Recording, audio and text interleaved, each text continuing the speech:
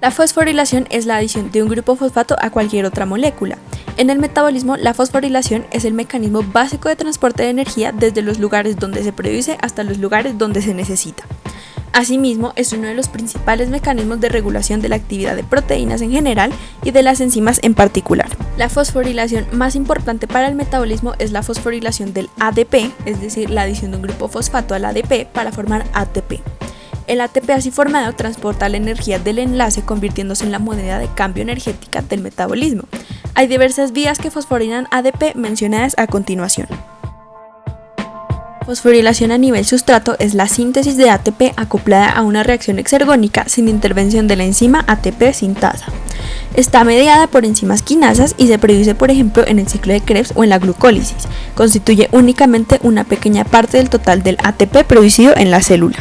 La ATP sintasa es una enzima incrustada en la membrana interna de la mitocondria y en la membrana de los tilacoides de los cloroplastos. Es capaz de fosforilar ADP con un fosfato inorgánico gracias a la energía de los protones que la atraviesan, quimiosmosis. La fosforilación oxidativa mitocondrial y la fotofosforilación de los cloroplastos son las dos principales vías donde actúa la ATP sintasa. Aquí nos metemos a hablar sobre la fosforilación oxidativa. La oxidación del alimento durante la respiración libera energía química potencial que es utilizada para sintetizar el ATP. El proceso implica la fosforilación oxidativa de moléculas alimenticias como glucosa, ácidos grasos o glicerina, que son las más comunes. Las moléculas son descompuestas durante una serie de reacciones y la energía liberada en ciertos estados del proceso es utilizada para producir ATP en reacciones de fosforilación. Se calcula que hasta el 90% de la energía celular en forma de ATP es producida de esta forma.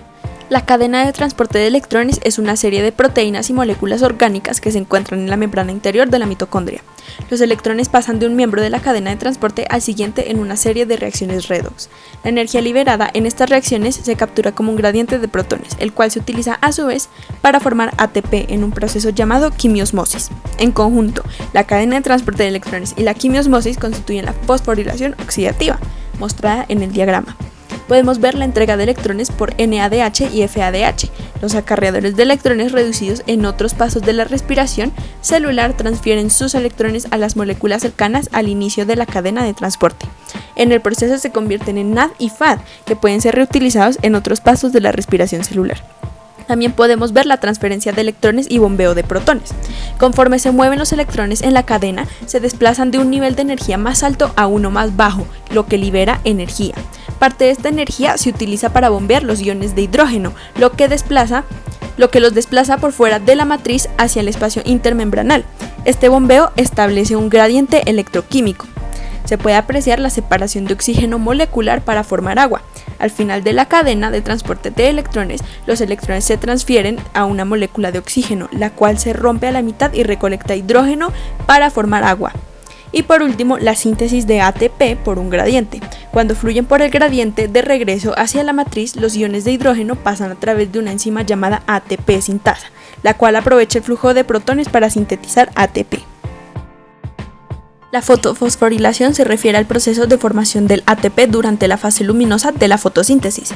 La energía lumínica excita y desplaza electrones de la clorofila y otros pigmentos presentes en las plantas, algas y cianobacterias. La energía asociada con los electrones excitados se almacena en el ATP en un proceso que produce más moléculas de este tipo a partir de ADP y fosfato inorgánico.